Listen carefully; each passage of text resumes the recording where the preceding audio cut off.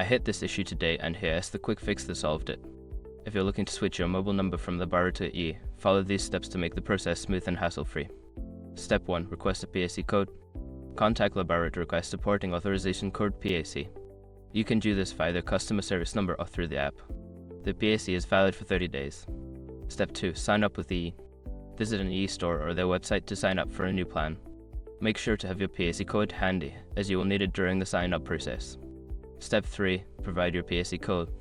During the registration process with E, enter your PAC code when prompted. This will initiate the number porting process. Step 4. Wait for confirmation. After submitting your PAC code, E will process the request. You should receive a confirmation text once your number has been successfully ported. This can take up to 24 hours. Step 5. Check your service. Once you receive the confirmation, test your new ESIM to ensure your number has been ported correctly. If you experience any issues, contact E customer support for assistance. Switching your number can seem daunting, but following these steps will help you transition smoothly. If you run into any issues, don't hesitate to reach out to customer support for help. Happy switching!